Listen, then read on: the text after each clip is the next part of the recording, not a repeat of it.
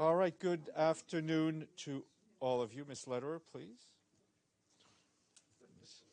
Don't want to have this, my son would say, he doesn't want to get a pink slip, you know, behavior slip. We are delighted to be joined in person by Christine Schraner Burgener, who you know well as the Secretary General's Special Envoy on Myanmar. She will brief you on the situation in Myanmar before briefing the Council, I think, later this week. Christine, nice to see you and welcome. Thank you very much, Steph. Good morning. Thank you very much for coming to listen to me, and it's a pleasure to be finally in person here. So it will be my last meeting here as the Special Envoy on Myanmar. Unfortunately, the situation is really bad in Myanmar. Over 8 months since the military takeover, the overall situation in Myanmar continues to deteriorate sharply, with the conflict intensifying in many parts of the country, and the repression of the military has led to more than 1,180 deaths. The Tatmadaw, the army, uses a range of tactics against civilian populations, including burning villages, looting properties, mass arrests, torture and execution of prisoners, gender-based violence, and random artillery fire into residential areas. We have also now ongoing clearance operations in Chin, Sagaing and Magway, and continued fighting in Kachin and Shan. So all overall the country, we have a huge scale of violence. And if we observe the situation, it reminds of the pattern of the Tatmadaw using in such cases like in 1997 against the Rohingyas. The anti-military movement is increasingly militarized, with the civilian-led National Unity Government, the so-called NUG, formed in opposition to the military rule and seeking to mobilize greater number of PDFs, the People Defense Forces, since they declared on the 7th September the D-Day, calling for a People's Defense War. Clearly, in the absence of international action, violence has been justified as the last resort, while criticism has been mounting domestically and internationally. Today, if we see the numbers, it's really sad to say that before the coup, we had 370,000 IDPs in whole of the country. Now we have, since the coup started on 1st of February, we have additionally 219,000 IDPs. And the UN has to care about 3 million people in need, than before it was 1 million. Since I talked to you last time, I stayed in contact with all stakeholders, means with the NUG people, CDM people, but also with the ethnic armed organizations, but also with the Tatmadaw. And as you know, I suggested the idea of an all-inclusive dialogue. The last long meeting I had with the Tatmadaw was on the 16th of July with the Deputy Commander-in-Chief, where I presented my idea of an all-inclusive dialogue in detail. I got no response on this request to start a dialogue. That was probably the same for the Special Envoy of ASEAN, who asked for a dialogue and to travel to Myanmar. So he could not travel until now to Myanmar under the conditions he made. As I said, we have heavy violence in the country, a humanitarian crisis still, with no COVID prevention measures or to help the people on the ground. We, from the UNCT on the ground, clearly we try to help as much as possible, because the health system collapsed and also the banking system collapsed.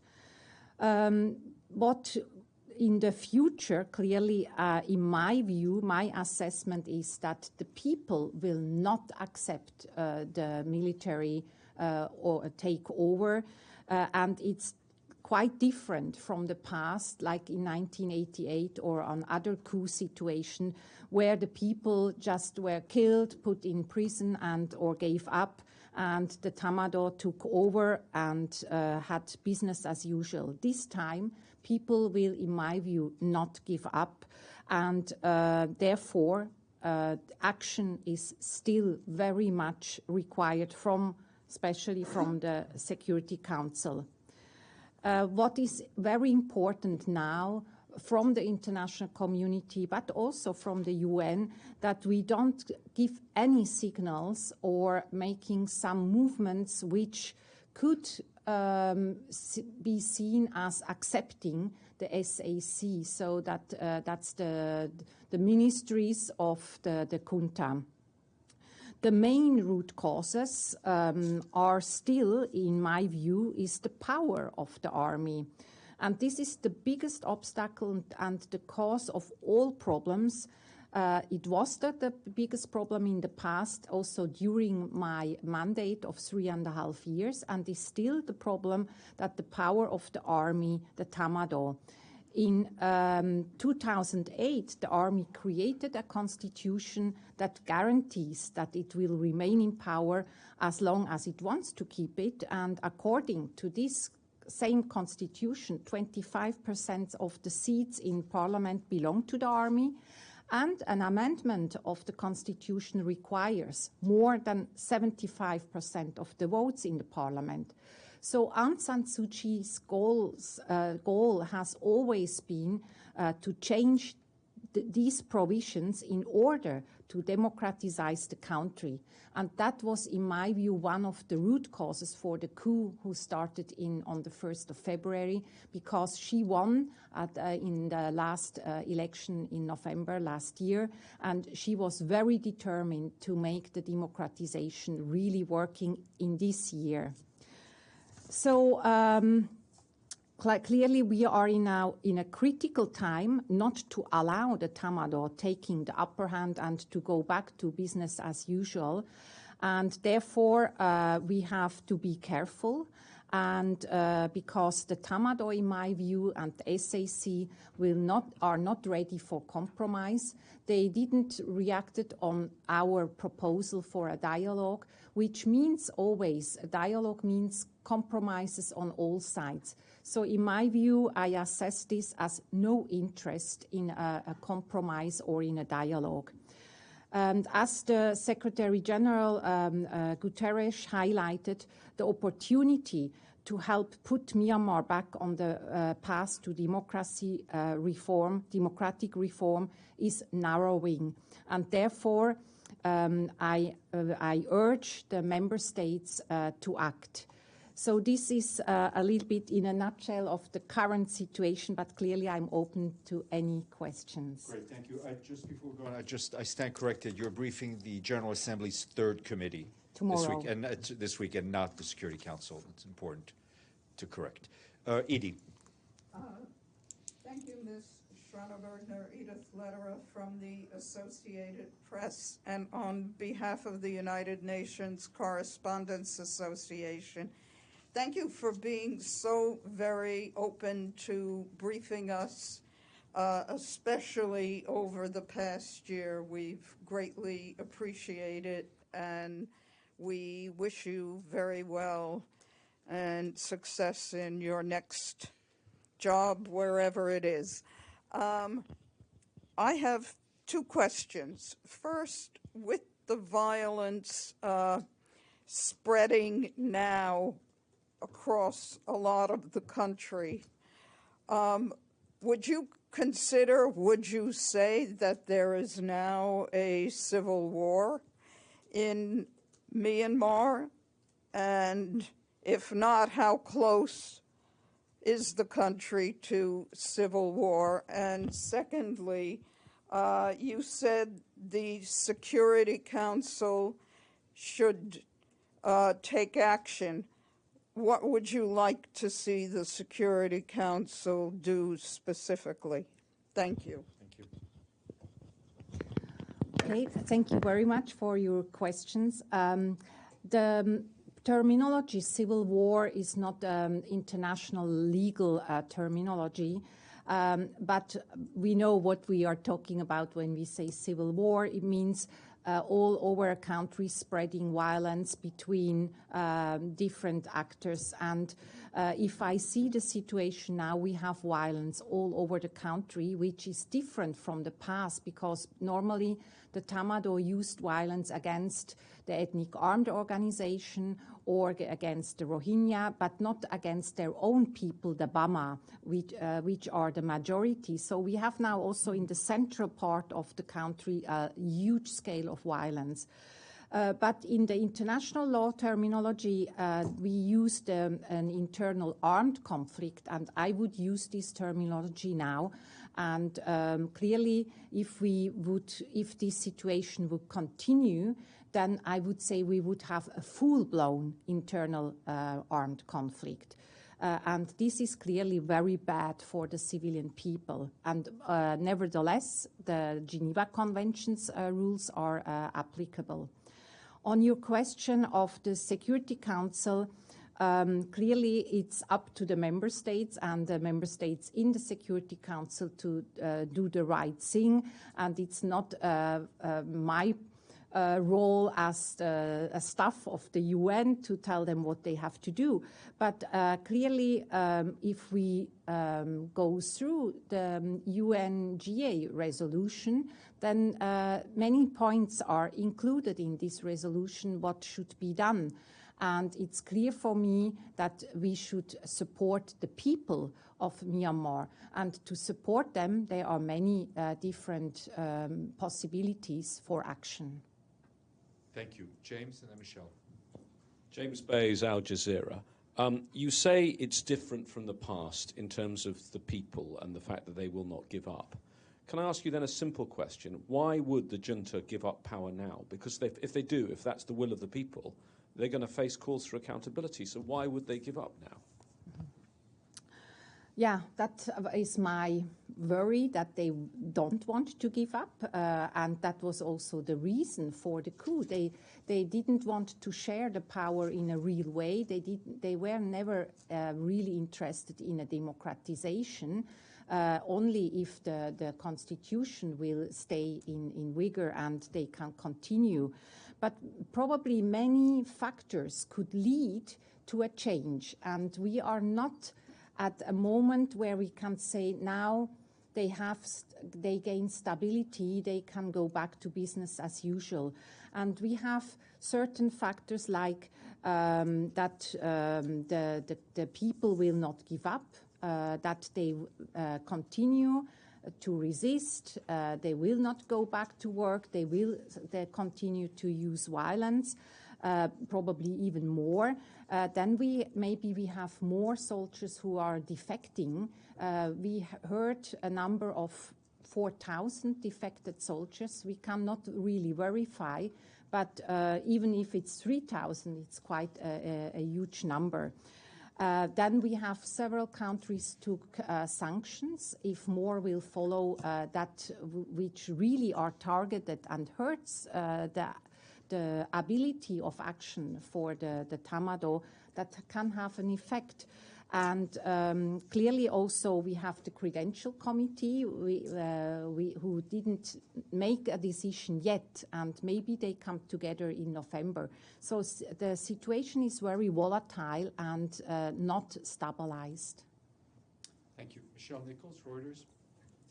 Thank you, and thank you so much for the briefing. And to echo Edie, thank you for coming to speak with us when you can. I just wanted to follow up on a couple of things you said. You just mentioned the Credentials Committee.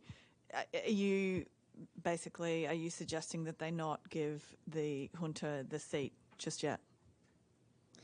I think we were always clear that we want to respect the will of the people. And the will of the people has been done last November in the election. They made more than 80% of the seats of the NLD. And the election was observed also by international observer. They were correct, even though we had some obstacles with in Rakhine, because we had there a civil war between the Arakan army and the Tatmadaw. But clearly we should protect the will of the people. And you also spoke about the army's, what they're doing now, sort of echoing, mirroring what they did against the Rohingya.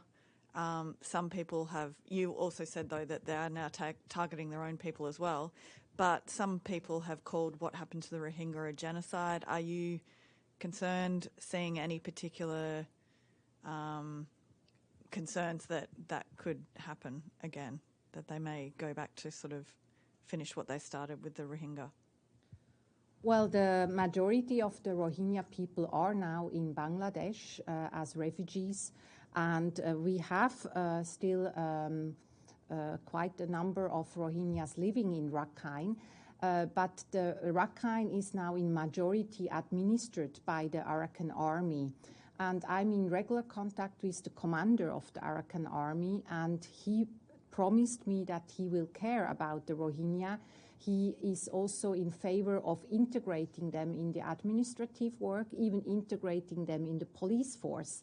But when I asked him, so do you advise that they can come back now? He said no, because now the perpetrators of 2017, they have the full power. Why they should come back to this country under their control?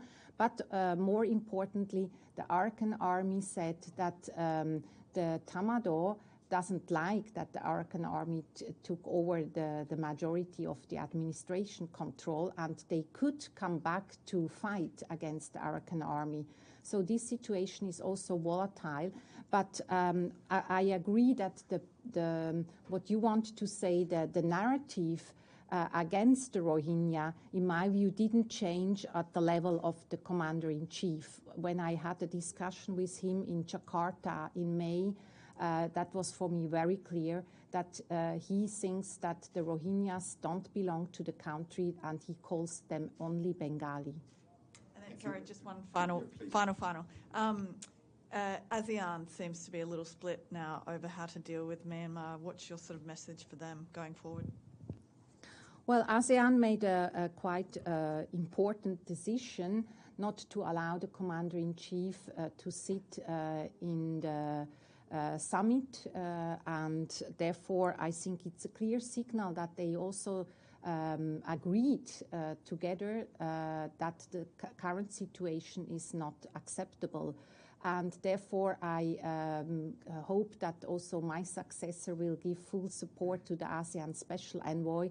I was in regular contact with him, and I hope that ASEAN can have a dialogue, but until now it was not possible for him. Benno, German Press Agency, and then we'll go to the screen. Guten Tag. Guten Tag. Thank you for the briefing. You already talked about your successor. What kind of recommendations did you give him? Did you tell him to do something differently than you did? Also, who do you think could play a bigger role to make actually a change on the ground apart from the Security Council? Like, what do you think about the actions from the EU or ASEAN? Okay.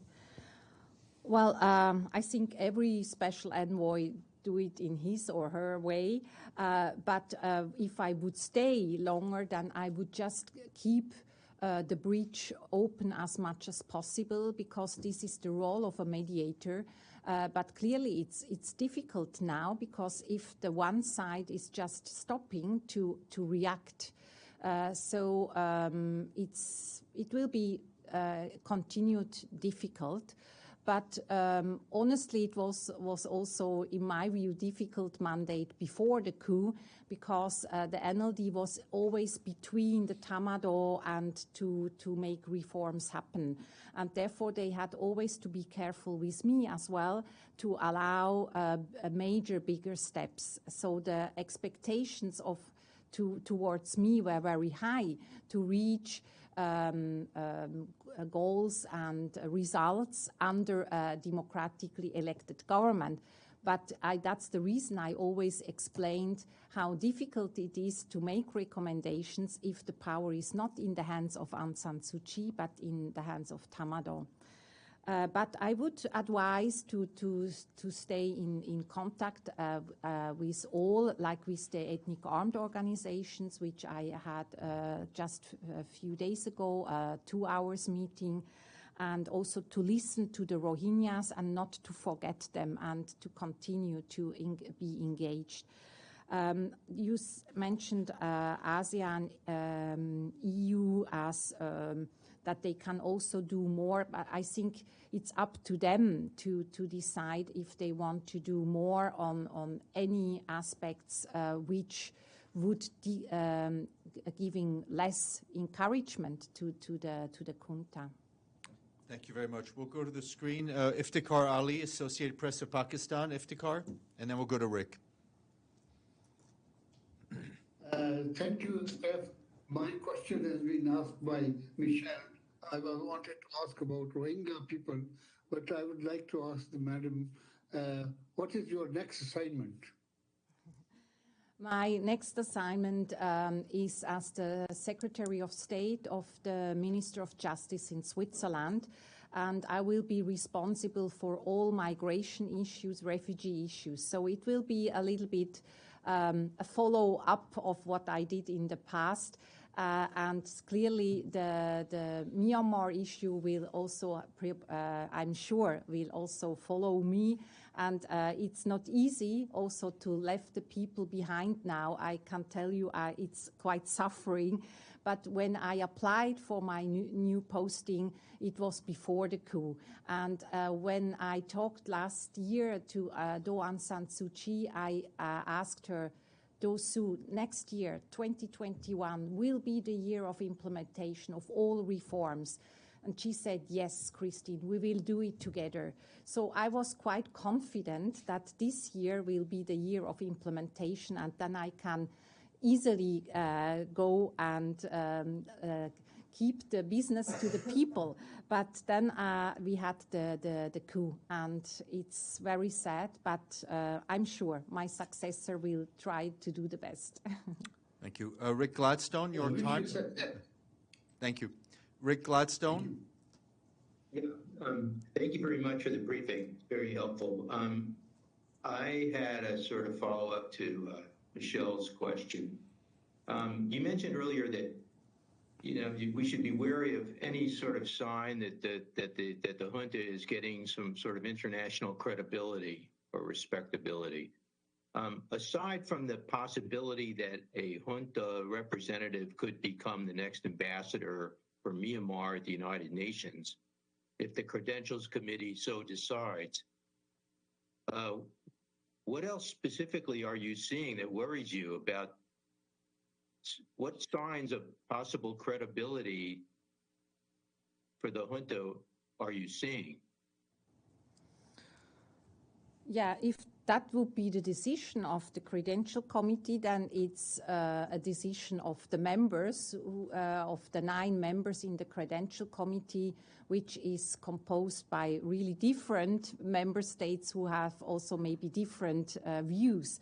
So, but if this would happen, then clearly that would allow the junta to go back to business as usual. But honestly, I doubt that, and that this will happen, because the people will continue to fight. They will not accept this situation. I receive every day messages from the people on the ground, because I was there so many times and they know me. So they send me messages, and the majority are writing me, we would rather like to die than to accept a new military dictatorship. Thank you. We'll stay on the screen. Sorry, but can I just interject for 1 second? I'm sorry, Steph, but are you seeing other signs internationally that the junta is getting some measure of acceptance or credibility? What specifically are you seeing that worries you? No, until now, fortunately, I don't see any member state, because we have still the statement of the Security Council from March, also who says that the leaders should be released, and if this is still valuable, then the leaders are still Aung San Suu Kyi and the president Win Myint. But if we look back in the history, we know that Myanmar military junta people took the seat in the UN. But this should not happen again, and therefore that's my role, to alert and to warn and to give a better or a clearer picture from the ground. Thank you. We'll go stay on the screen. Ibtisam Azam. Ibtisam. Thank you, Steph. Thanks. My name is Ibtisam Azam from Al Arab Al Jadid newspaper. I have a follow-up on Rick's question first. So my question is, how can they continue to be in power and rule the country beside the military power, of course? And I mean economically and other means, if you believe that they are getting aid or support somehow. Then you talked about the humanitarian situation and about the fact that the UN is now giving aid to 3 million people compared to 1 million before the coup. If you could elaborate a little bit on that. And since the Security Council is not moving really on this issue, do you believe that the General Assembly should play a more active role? Thank you. Yeah, for the moment, it is violence and no stability, and there is, in my view, also for the moment, no possibility seen that the NUG can have act as a government in an environment where we have violence, where both sides don't give up. So it must be solved, and the power must be returned to the people in a democratic way. Otherwise, we will go in the direction of a failed state. The humanitarian situation is really dire and will be worsening if this situation continues. And that's the reason we have to act, and the Security Council can act, and the GA made already a resolution, but the GA resolutions, they are not so strong as a Security Council resolution. Thank you. We'll go to Mr. Fazal.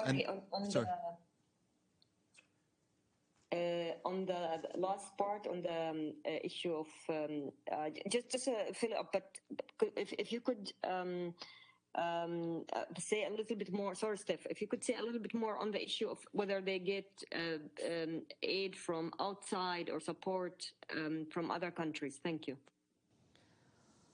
Well, I don't know exactly who is helping the people on the ground, but clearly they have now support from the ethnic armed organizations who get arms also from outside. And they get training how to use the weapons.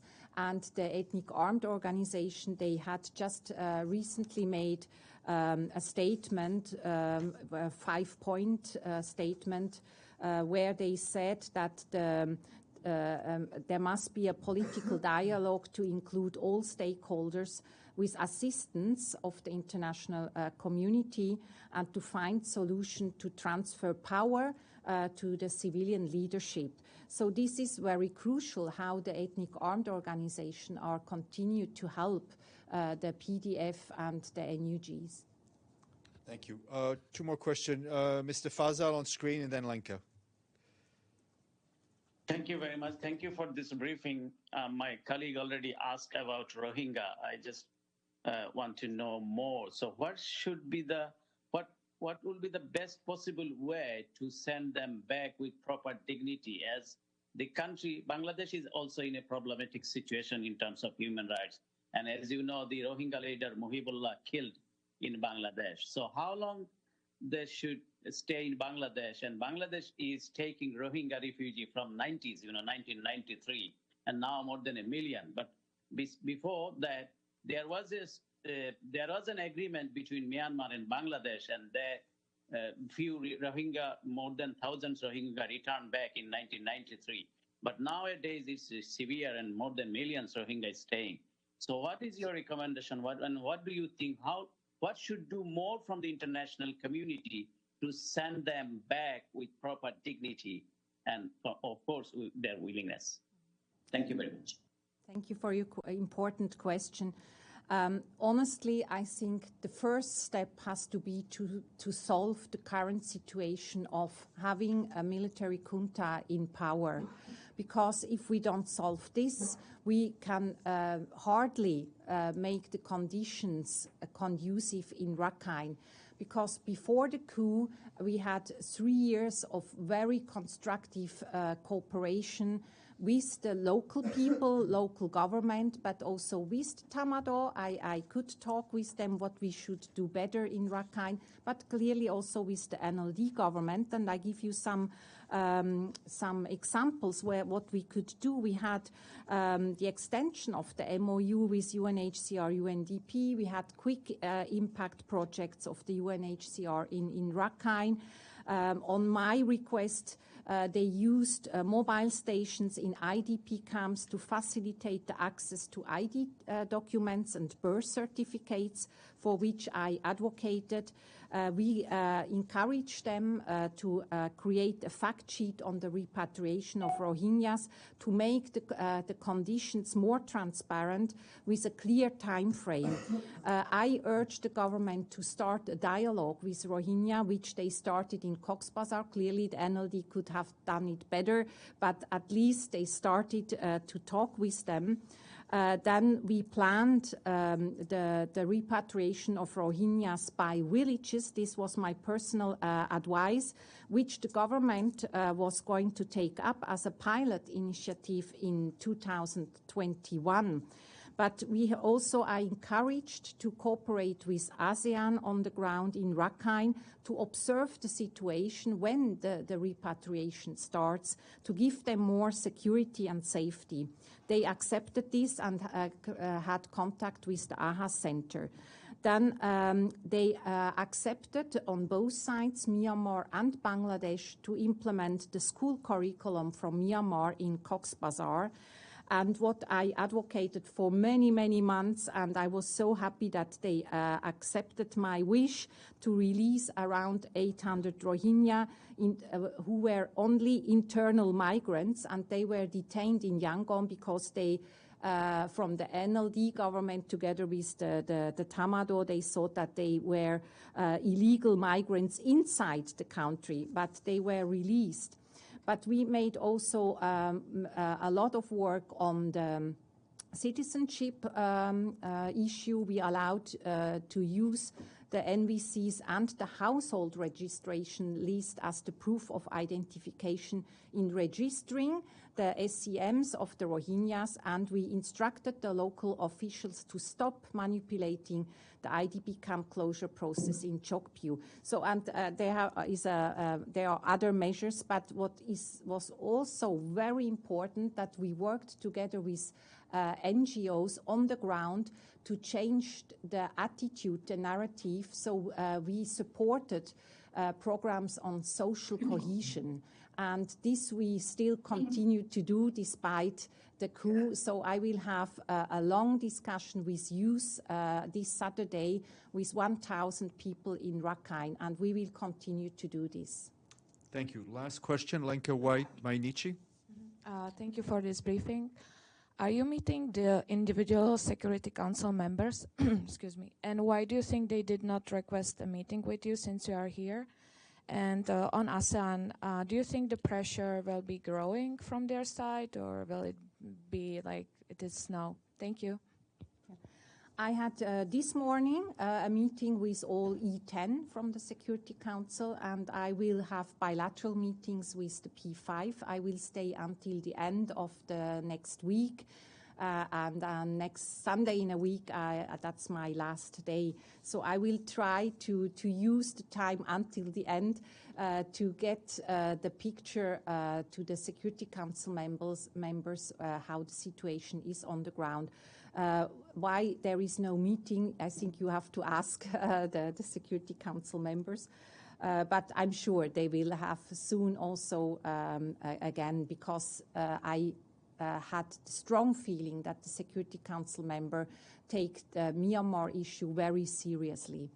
On ASEAN, I'm also very curious how they will continue to implement the 5-point action plan they agreed to with the Commander-in-Chief.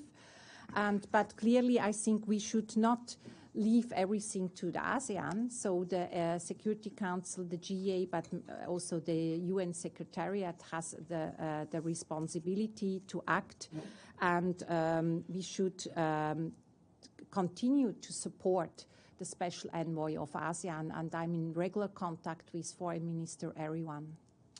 Christine, thank you so much.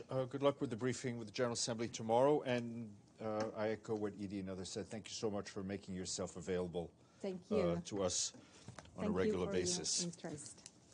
Bye.